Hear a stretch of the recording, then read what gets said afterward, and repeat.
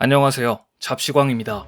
최근 일본을 대표하는 기업 도요타 자동차의 배출가스 연비 조작 사건이 일본 경제계에 커다란 파문을 일으켰습니다. 아사히 신문에 따르면 국토교통성은 자료 조작이 드러난 도요타의 자회사 히노 자동차의 엔진을 사용하는 8개 차종에 대해 도로운송차량법에 따라 형식 지정을 취소했다고 발표했습니다.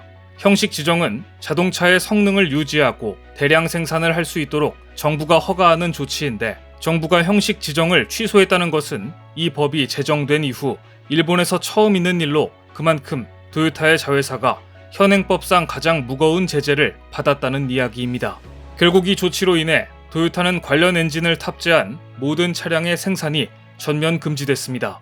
히노는 일본에서 판매한 차량용 엔진의 배출가스와 연비와 관련해 조작된 자료를 정부에 제출해 생산에 필요한 인증을 얻었는데, 문제의 엔진은 도요타의 버스와 히노의 트럭 등 8개 차종에 탑재됐으며 관련 차량 생산은 이달 4일부터 이미 중지됐습니다. 형식 지정을 다시 취득하려면 몇 개월이 걸릴 것이기에 도요타 자동차의 생산 중단이 장기화될 것으로 보이는데요. 올해 들어 유난히 도요타는 악재에 시달리고 있습니다. 얼마 전 후쿠시마 앞바다에서 발생한 7.4의 강력한 지진으로 일본 내 공장 80%가 정지됐을 때 여기에는 도요타의 협력 공장도 포함돼 있었습니다. 협력 공장이 멈추자 도요타는 부품을 공급받지 못해 생산 차질을 빚었습니다.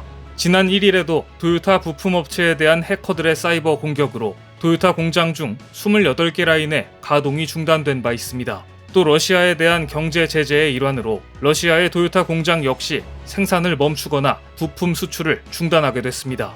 러시아의 우크라이나 침공과 후쿠시마 지진, 자회사의 엔진 배기가스 조작까지 겹쳐 도요타는 창사 이래 가장 큰 리스크에 직면해 있습니다.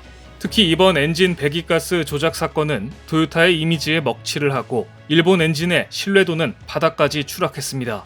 도요타는 연비 조작은 자회사가 한 일이라고 꼬리 자르기를 시도했지만 업계에서는 무려 5년간이나 도요타가 이 사실을 몰랐겠느냐고 반문합니다. 만약 몰랐다면 이것이야말로 더 큰 문제라고 볼 수 있습니다. 이미 130년간 이어졌던 내연기관차 시대는 저물고 있습니다. 그와 함께 내연기관차의 한 시대를 풍미했던 일본 자동차도 함께 저물고 있습니다. 전기차의 약진에 결국 일본 업체들도 하나둘 엔진 개발 중단을 선언하고 있습니다.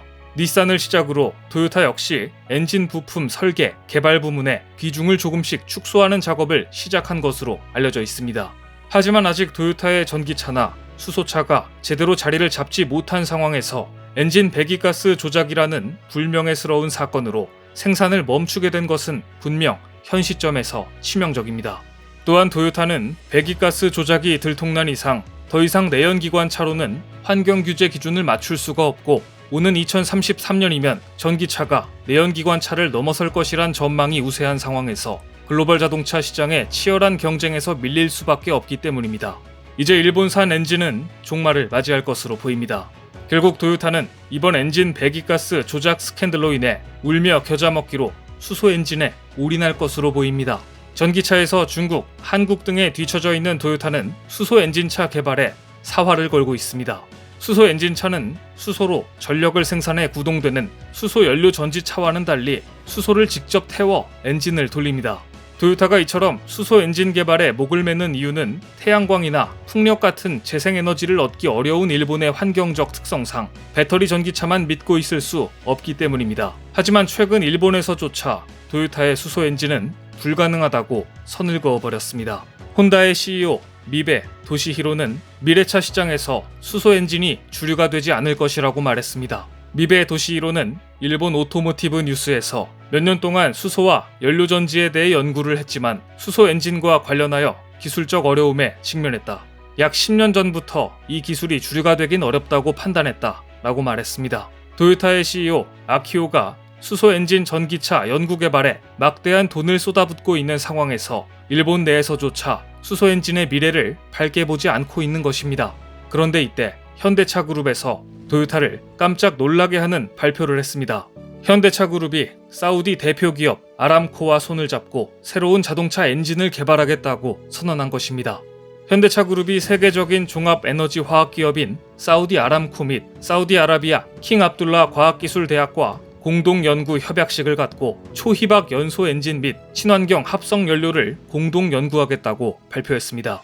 사우디 아람코는 세계 최대 규모의 석유 기업 중 하나로 석유, 천연가스 탐사 등으로 총 자산 규모가 30조 달러에 달하는 사우디의 대표적인 기업입니다. 현대차와 사우디의 아람코가 투자하는 초희박 연소 엔진은 기존 엔진 대비 열 효율 및 연료 소비 효율을 획기적으로 높이는 동시에 온실가스 배출을 최소화하는 엔진 기술입니다.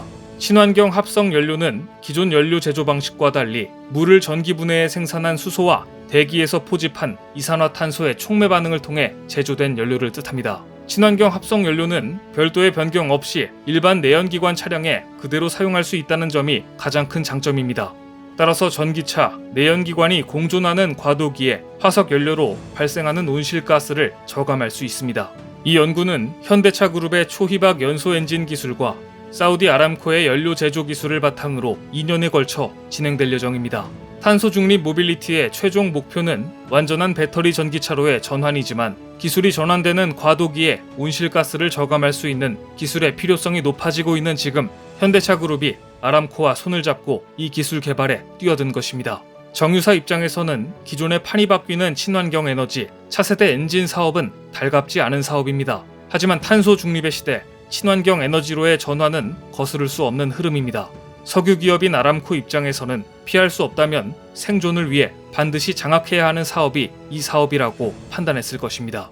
아람코는 그 목표를 이루기 위한 파트너로 현대차를 선택한 것입니다. 이뿐만 아니라 자동차 부문에서 한국은 놀라운 소식을 계속 전하고 있습니다.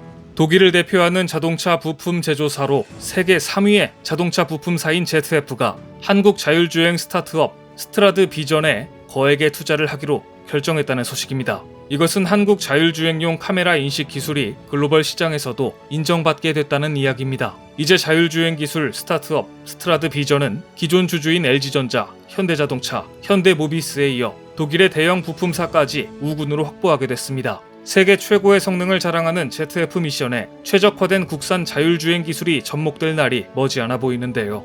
현대 기아 자동차는 세계 시장에서 이미 일본 차를 제쳤다는 평가를 받고 있습니다. 현대 기아차는 올해 미국의 권위 있는 시사 주간지 US 뉴스 앤 월드 리포트가 발표한 2022 최고의 고객 가치상 차종별 11개 부문에서 무려 6개 부문을 수상하는 기염을 토하며 가장 많은 상을 받은 브랜드의 영예를 안았습니다. 무엇보다 최고의 고객 가치상은 품질과 상품성뿐 아니라 신차와 중고차 가격, 유지비까지 평가해 종합적으로 우수한 차량에 주어지는 상이라 더욱 의미가 있었습니다.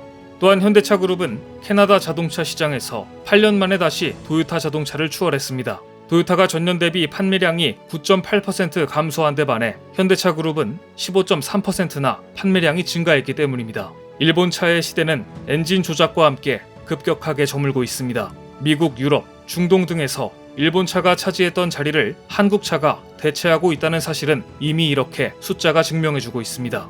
오늘 준비한 소식은 여기까지입니다. 댓글을 통한 여러분들의 많은 의견 기다리겠습니다. 시청해주셔서 감사합니다.